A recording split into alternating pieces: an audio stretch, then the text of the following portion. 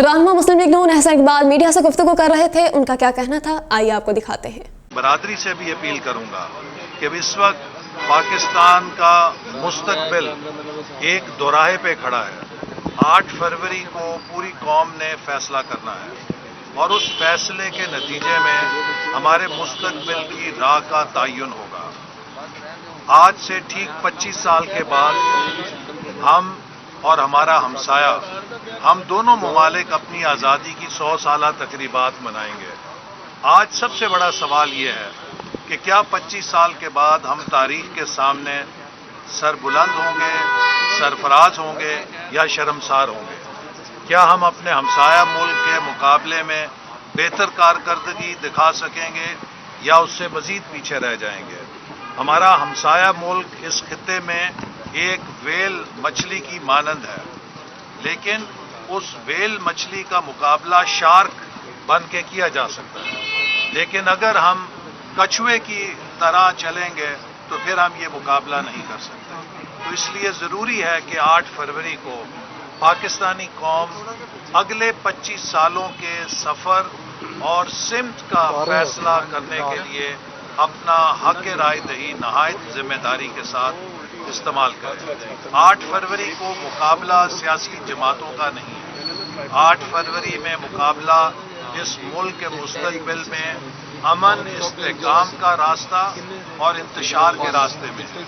8 फरवरी को मुकाबला 9 मई को के दरमियान और 28 मई के दरमियान है। एक तरफ 9 मई बर्पा करने वाले हैं और दूसरी तरफ 28 मई का ताज पाकिस्तान के सिर पे रखने वाले हैं। एक तरफ वो कुव्वतें हैं जिन्होंने पाकिस्तान के दुश्मनों के अज़ाइम को जिना हाउस जला के, फौजी तनसीबात तबाह करके उनके रास्ते हमवार किए, उनके इरादे मुकम्मल किए और पाकिस्तान के दुश्मनों को खुश किया। और दूसरी तरफ वो लोग हैं जिन्होंने 28 मई को अमरीकी दबाव के बावजूद भारत के 5 धमाकों के मुकाबले में 6 धमाके करके दुश्मनों के इरादे खाक में मिलाए। पाकिस्तान के दुश्मनों के इरादे कामयाब करने वालों और पाकिस्तान के दुश्मनों के इरादे खाक में मिलाने वालों के दरमियान मुकाबला है। एक तरफ वो लोग हैं जिन्होंने सी पैक जैसा मंसूबा कामयाबी से चलाकर दिखाया, दूसरी तरफ वो लोग हैं जिन्होंने सी पैक के मंसूबे को बंद करके पाकिस्तान की मईशत को डुबोया। इसी तरह मैं समझता हूं कि अब मुकाबला देखने के लिए, फैसला करने के लिए इंसान को किसी बड़ी तशरीह की जरूरत नहीं है। 2013 से लेकर 2023 तक, 2008 से लेकर 2023 तक 15 सालों में पाकिस्तानी कौम हर जमात को आजमा चुकी है। 2008 से 13 5 साल पीपल्स पार्टी के, 2013 से 18 5 साल मुस्लिम लीग नून के और 2018 से 22 4 साल पीटीआई के। उन 4 सालों में पीटीआई की पुश्त के ऊपर एस्टैब्लिशमेंट की मदद थी, पीटीआई की पुश्त के ऊपर सुप्रीम कोर्ट थी, पीटीआई की पुश्त के ऊपर तमाम अपोजिशन जेलों में डाल के मुकम्मल मुल्क में सन्नाटा था। उन 4 सालों में मीडिया का गला घोंट के, मीडिया को भी खामोश करा के मुकम्मल साफ रास्ता था। इस तमाम सहूलत के बावजूद मैं समझता हूं कि कोई पीटीआई का रहनुमा 4 मंसूबे नहीं गिना सकता कि उन्होंने इस मुल्क के लिए क्या 4 मंसूबे जमीन पे खड़े किए। इसके बरखिलाफ मुस्लिम लीग नून ने 2013 से 18 धरनों का सामना किया, एस्टैब्लिशमेंट की साजिशों का सामना किया, एक हॉस्टाइल सुप्रीम कोर्ट का सामना किया, लेकिन उस तमाम मुज़ामत के अंदर हमने सी पैक की 25 अरब डॉलर की सरमायाकारी पाकिस्तान में करके दिखाई। हमने 11,000 मेगावाट बिजली के नए मंसूबे लगाकर दिखाए। हमने 2,000 से ज़्यादा किलोमीटर मोटरवेज और हाईवेज बना के मुल्क में कनेक्टिविटी रेवोल्यूशन बर्पा करके दिखाया। हमने पाकिस्तान के पसमानदा इलाकों में बलूचिस्तान, खैबर पख्तूनख्वा, गिलगित बल्तिस्तान, आज़ाद कश्मीर के अंदर कनेक्टिविटी के ذریعے ترقی کو پسماندہ علاقوں تک پہنچایا، اور اسی طرح اس دوران ہم نے تعلیم اور صحت کے مثالی منصوبے زمین پہ کھڑے کر کے دکھائے۔ جتنے یونیورسٹی کے کیمپسز 2013 اور 18 میں قائم کیے گئے، اس کی کوئی مثال نہیں ملتی۔ تو باقی 2008 اور 13 پیپلز پارٹی کا جو دور ہے وہ قوم کو یاد ہے کہ کیا حالات تھے، کیا لوڈ شیڈنگ تھی، کیا مہنگائی تھی۔ تو اب کسی اندھے کو بھی آنکھیں بند ہونے کے ساتھ، بینائی نہ ہونے کے ساتھ بھی کچھ سوچنے کی ضرورت نہیں ہے کہ پیپلز پارٹی، مسلم لیگ نون اور پی ٹی آئی میں کیا فرق ہے۔ ہم نے جو ترقی صوبوں میں کر کے دکھائی، پنجاب میں جو ترقی کی وہ ایک مثال ہے، خیبر پختونخوا میں جو بی آر ٹی منصوبے کا حشر کیا گیا وہ بھی ایک مثال ہے، اور کراچی کو جیسے روشنیوں کے شہر سے کھنڈر میں تبدیل کیا گیا وہ بھی ایک مثال ہے۔ سنا ہے کہ وہ کراچی والے اب لاہور سے بھی الیکشن لڑنے کی باتیں کر رہے ہیں، کیا وہ لاہور کو بھی کراچی کی طرح کھنڈر بنانے آ رہے ہیں؟ میں سمجھتا ہوں کہ پاکستان کے لوگ، پنجاب کے لوگ، سندھ کے لوگ، بلوچستان، خیبر پختونخوا، سب لوگ اب باخبر ہیں اور وہ تجربے کار ہو چکے ہیں۔ انہیں معلوم ہے کہ مسلم لیگ نون واحد جماعت ہے اور نواز شریف صاحب کی واحد قیادت ہے جو پاکستان کو ان بحرانوں سے نکال سکتی ہے۔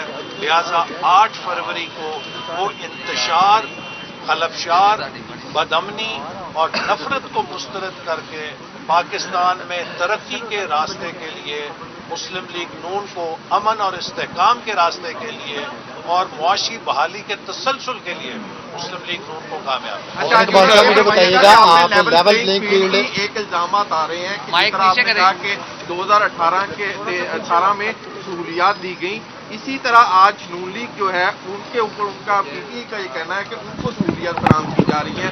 کیا آپ سمجھتے ہیں اعتراضات ایک دوسرے پہ لگانے کی بجائے میدان میں مقابلہ کرنا چاہیے؟ بالکل میدان میں مقابلہ کرنا چاہیے، لیکن میں پھر دوہراؤں گا کہ جو لوگ 9 مئی کے گھنونے جرم میں ملوث ہیں وہ لیول پلینگ فیلڈ کے نام پہ 9 مئی کا دھبا نہیں دھو سکتے۔ 9 مئی کو پاکستان کی سلامتی پر حملہ کیا گیا، 9 مئی کو پاکستان کے شہیدوں پر حملہ کیا گیا، 9 مئی کو پاکستان کے بانی حضرت قائد اعظم کی نشانی کو جلا کے خاکستر کیا گیا۔ لیول پلینگ فیلڈ کے نام پر ان گھنونے جرائم کو دھویا نہیں جا سکتا اور ان کا حساب دینا ہوگا۔ آپ کو معلوم ہے کہ اس سے پہلے جب پیپلز پارٹی کے اندر الذوالفقار نام کے ساتھ دہشت گردی ہوئی، پی آئی اے کا جہاز اغوا کیا گیا، تو محترمہ بے نظیر بھٹو صاحبہ نے اس برانڈ آف سیاست سے لا تعلقی کا اظہار کیا۔ ایم کیو ایم کی طرف جب الطاف حسین صاحب نے ملک دشمن بیانات اور سرگرمیاں جاری کی تو ایم کیو ایم کی قیادت نے ان سے لا تعلقی کا اظہار کیا۔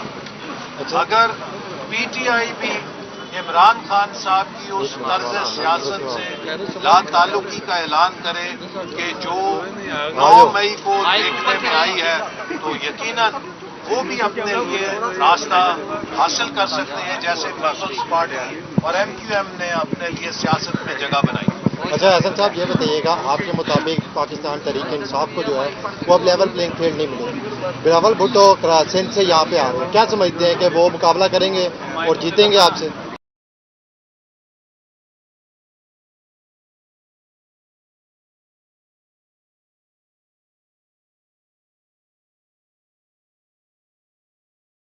وہ بھی کھنڈر میں تسلیم کریں گے؟ کیا لاہور والے اس کو تسلیم کریں گے؟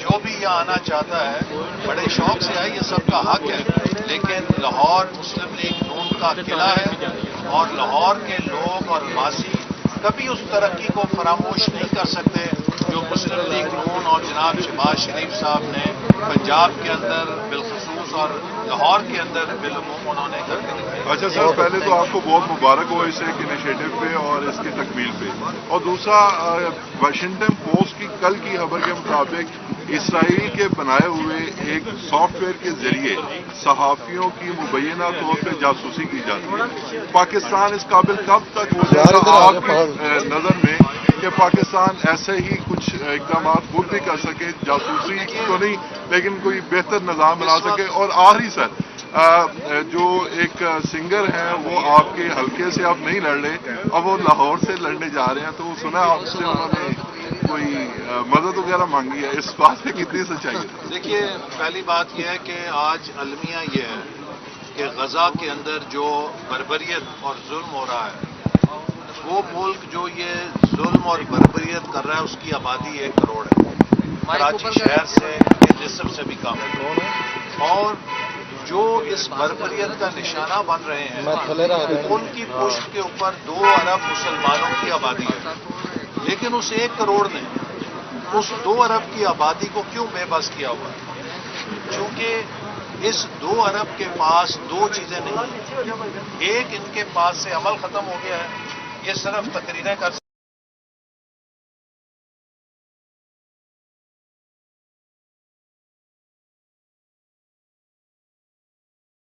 ہر ملک سے بشمول امریکہ سے 20 گنا زیادہ ہے.